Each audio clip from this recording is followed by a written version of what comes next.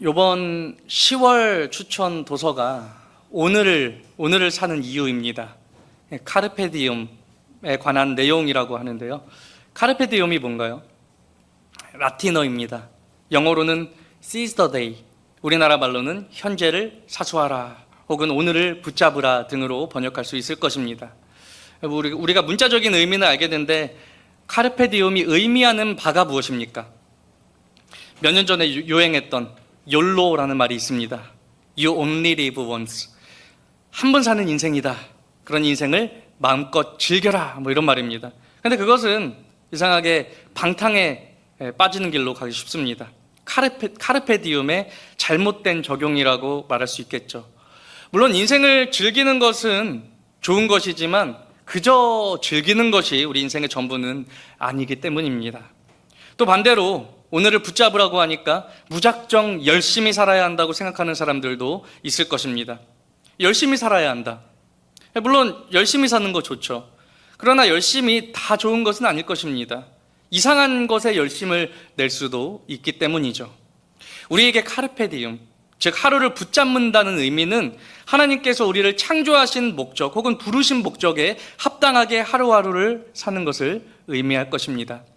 그런 의미에서 오늘은 Take the chance, 즉 기회를 잡아라 하는 제목으로 말씀을 전하고자 합니다. 카르페 디움, 즉 주어진 하루를 잘 붙잡는 것도 중요하지만 우리에게 주어진 기회, 찬스, 기회를 적절하게 잘 잡는 것도 중요할 것입니다. 모든 것에는 다 때가 있기 때문입니다. 전도서 3장 1절에서 이렇게 말씀했습니다. 범사에 기한이 있고 천하만사에 다 때가 있나니. 얼마 전에 제가 에버그린 모임 설교 때 전도서 3장 이 말씀을 전하면서 질문을 하나 했습니다.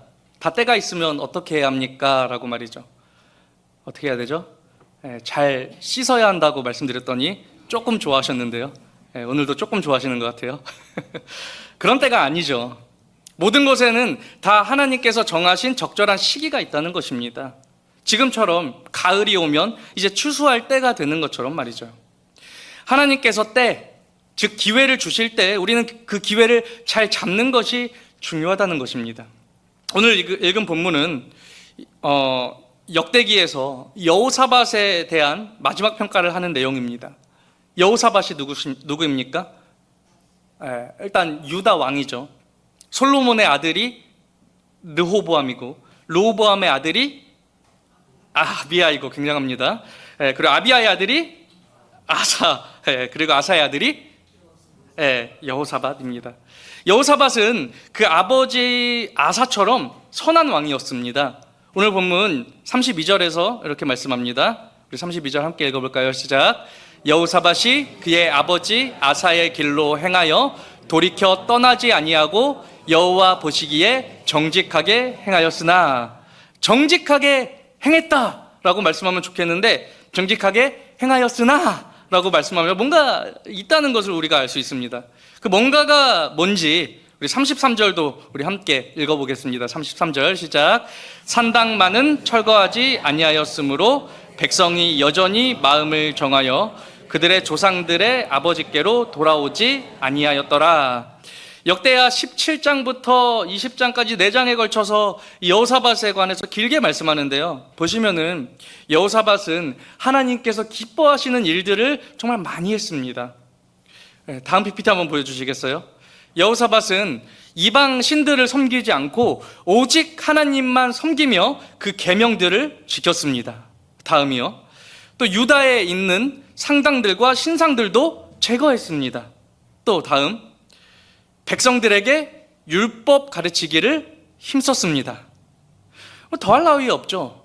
오직 하나님만 예배하고 하나님 말씀에 잘 순종하고 세상과 타협하지 않고 또 많은 사람에게 말씀 가르치기를 힘쓰는 이런 사람에게 무슨 흠이 있다고 우리가 말할 수 있겠습니까? 여호사밧은 가장 이상적인 왕 다윗의 길을 따르는 하나님께서 기뻐하시는 그런 사람이라고 말할 수 있을 법한 사람 아닙니까? 그러나 성경은 그러나를 말씀합니다. 그러나 여호사밧이 산당만은 철거하지 않았다고 말이죠. 그래서 백성이 하나님께 돌아오지 않았다고, 백성이 하나님께 고정되지 않았다고 말씀합니다. 성경을 좀 자세히 읽으시는 분들은 여기서 이상한 점을 발견하게 됩니다. 뭘까요? 여호사밧이 산당을 제거하지 않았다고요? 전에 철거했다고 말씀하지 않았습니까? 전에는 여호사밧이 산당들과 아세라 목상들을 제거했다고 말씀하지 않았습니까? 앞에서는 상당을 제거했다고 말씀하고 뒤에서는 제거하지 않았다고 말씀하고, 성경은 순 엉터리라고 트집 잡는 것을 좋아하는 사람들은 그렇게 생각할 수도 있겠죠. 이에 대해서 다양한 해석을 우리가 생각해 볼 수 있을 것입니다. 여호사밧이 산당을 제거하기를 힘썼지만 다 제거하지는 못했다는 것일 수도 있고요. 여호사밧이 산당들을 제거했지만 다른 누군가에 의해 다시 세워졌을 수도 있습니다. 아사 때도 그랬었죠. 아사가 산당들을 제거했지만 그의 어머니가 산당을 다시 이렇게 세우는 바람에 아사가 어머니를 폐하는 그런 일이 있었죠. 그러나 제게 가장 와닿는 해석은 여호사밧이 유다 땅 가운데 산당들을 제거했지만 이스라엘 땅 가운데 산당들을 제거하지는 않았다는 것입니다.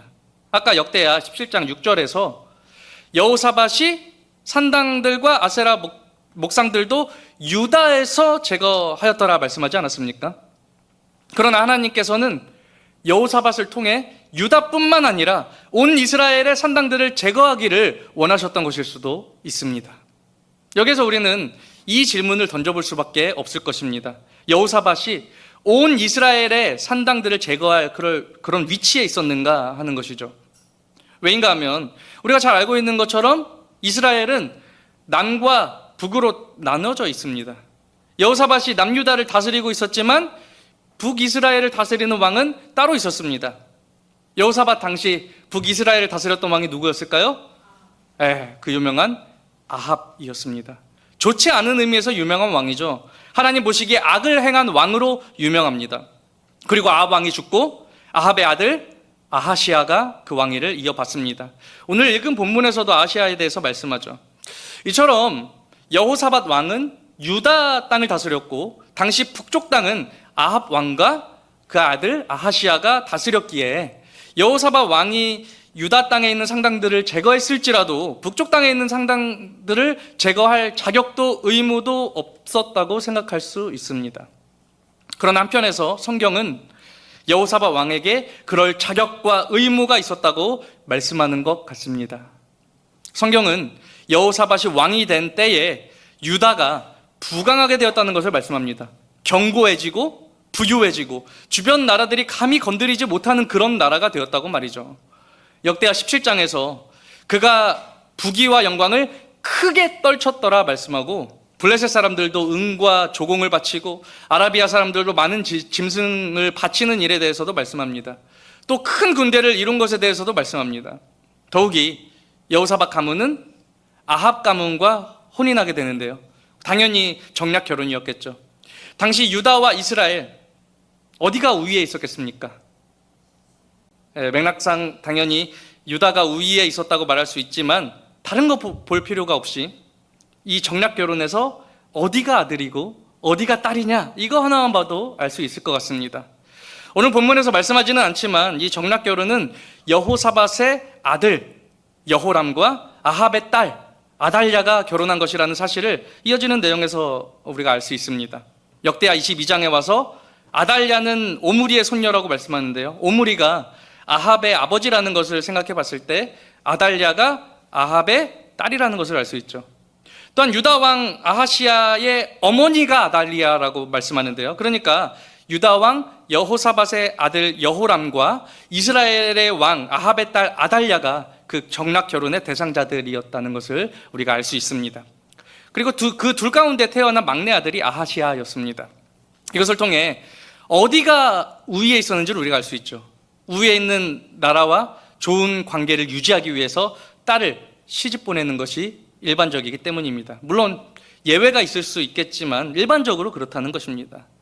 솔로몬 왕이 부귀영화를 누리고 있을 때 주변 나라에서 얼마나 많은 딸들을 솔로몬 왕에게 시집 보냈습니까? 솔로몬 왕에게 아내들이 많았다는 것은 솔로몬 왕이 여자를 탐하는 자였다기보다는 그만큼 많은 부귀영화를 누리고 있었다는 것이죠. 이스라엘 왕 아합이 자신의 딸 아달랴를 유다 왕 여호사밧의 아들 여호람에게 시집 보낸 것도 이와 같습니다.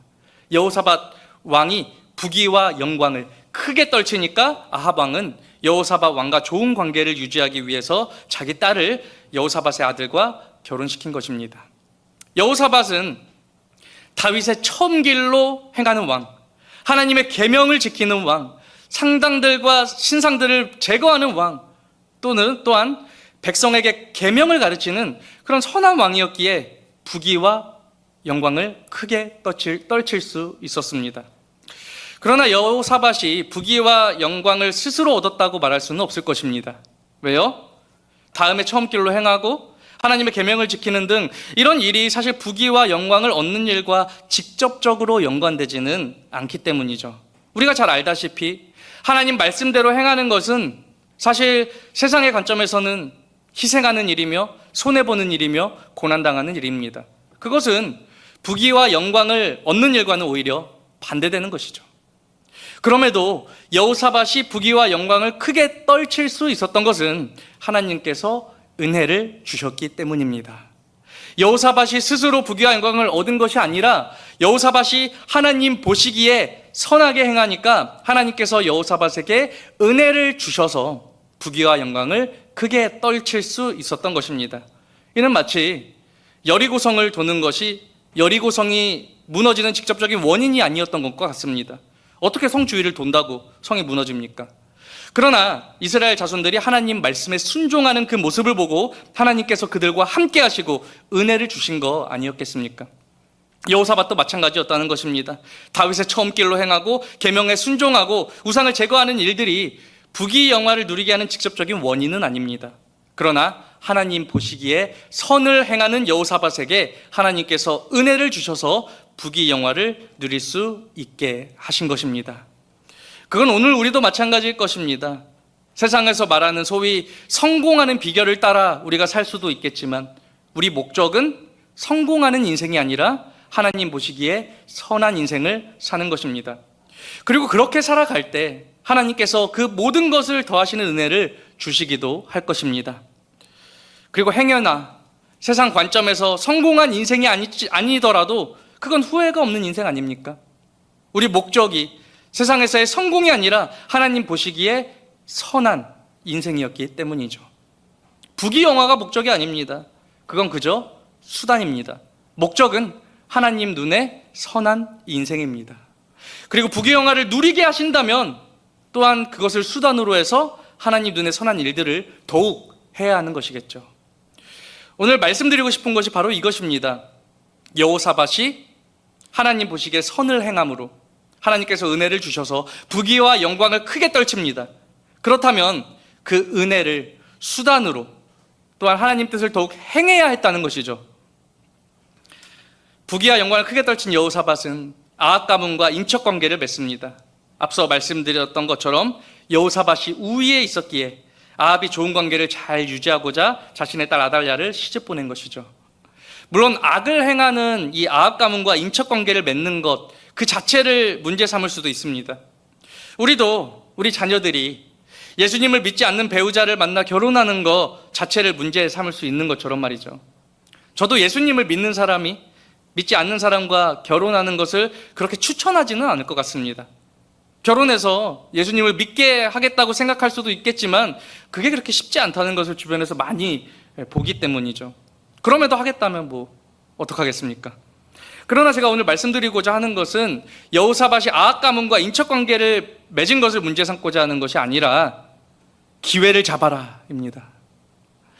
여호사밧이 아합 가문과 인척관계를 맺은 문제는 일단 뒤로 하고 일단 인척관계에 있게 됐다면 그 기회를 잡아야 했다는 것입니다. 무슨 기회입니까? 이스라엘 땅의 산당들을 제거할 기회를 말이죠.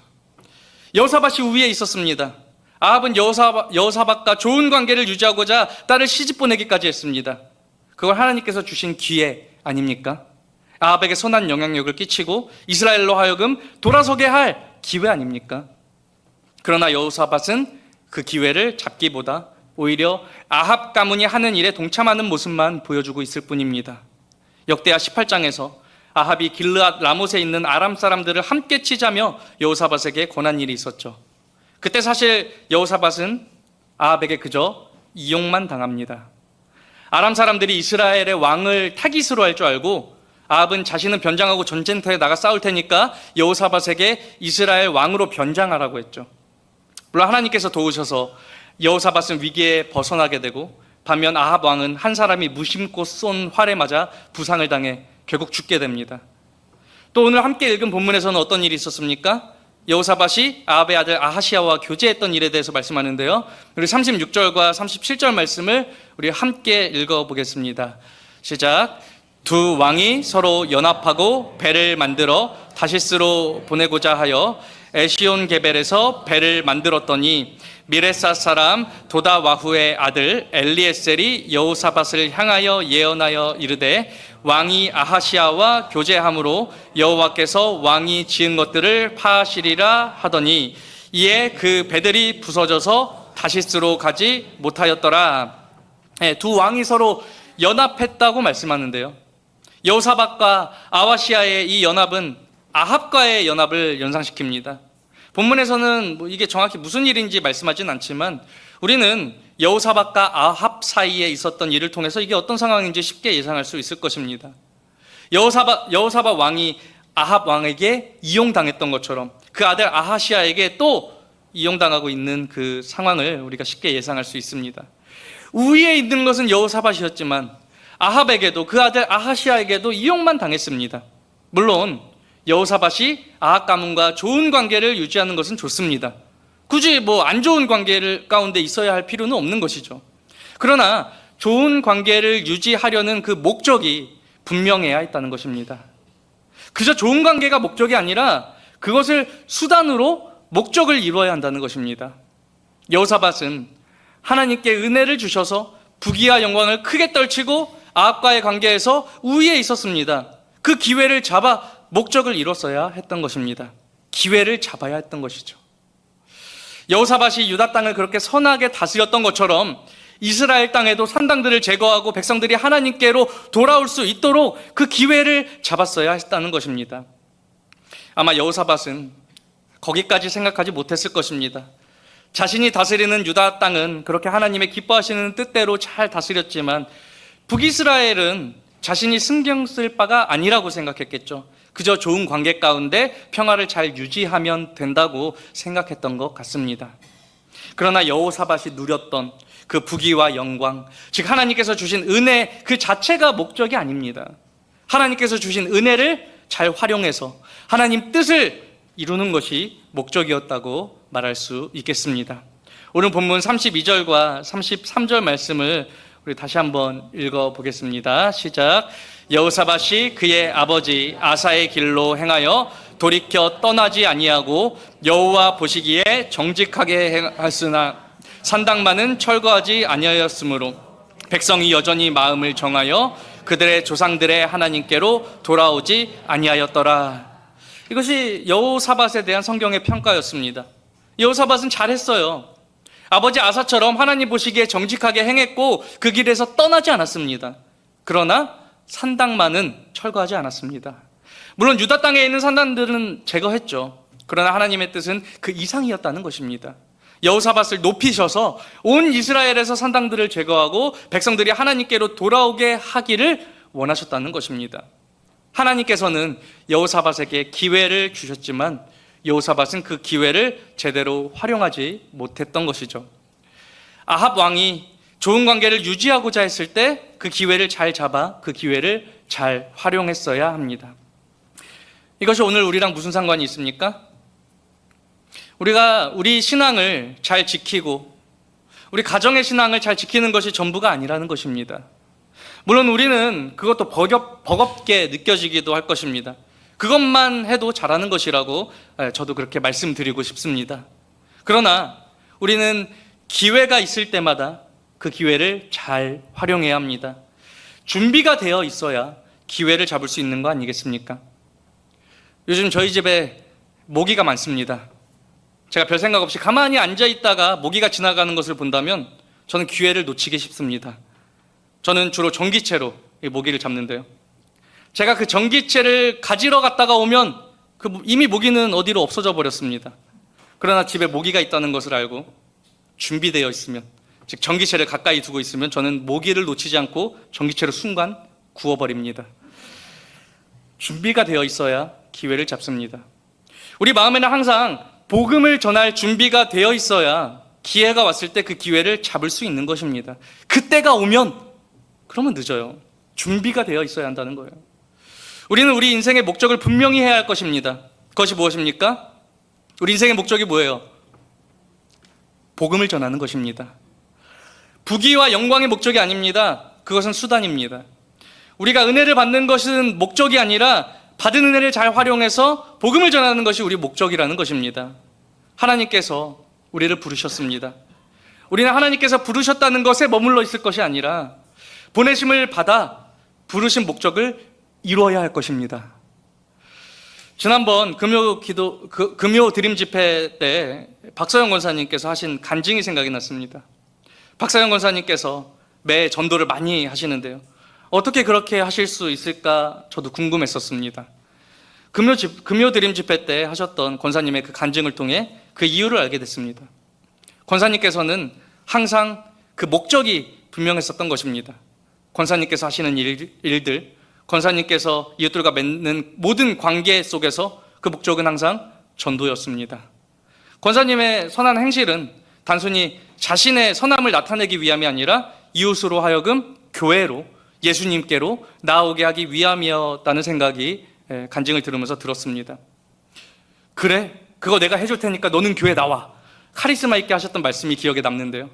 물론 권사님의 그런 전도 방식을 아무나 다 따라할 수는 없을 것입니다.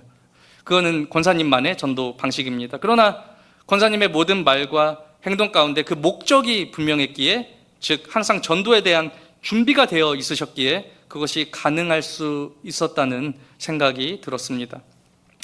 여호사밧은 아합 가문과 좋은 관계를 유지하고자 하는 그 목적이 분명해야 했습니다. 여호사밧이 불분명한 목적으로 그저 좋은 관계만 유지하고자 하니까 그저 유혹만 당하고 이스라엘 땅에서 상당들을 제거할 좋은 기회를 놓치게 된 것이 아닐까 하는 생각이 듭니다. 물론 우리가 누구를 만나고 누구와 관계 맺는가 하는 것도 중요할 것입니다. 그러나 그보다 먼저는 분명한 목적을 가지고 관계를 맺는 것이 중요할 것입니다. 그 목적은 전도입니다. 그들로 예수님을 알게 하고 믿게 하는 것입니다. 우리가 좋은 이웃이 되어야 한다는 것은 잘 알고 있지만 왜 좋은 이웃이 되어야 하는지 우리가 그 목적을 분명히 해야 할 것입니다. 좋은 이웃이 무엇입니까? 가장 좋은 것을 주는 것이 좋은 이웃 아닙니까? 우리에게 가장 좋은 것, 가장 값진 보화는 바로 예수님 이름입니다. 블레싱 2025가 얼마 남지 않았습니다.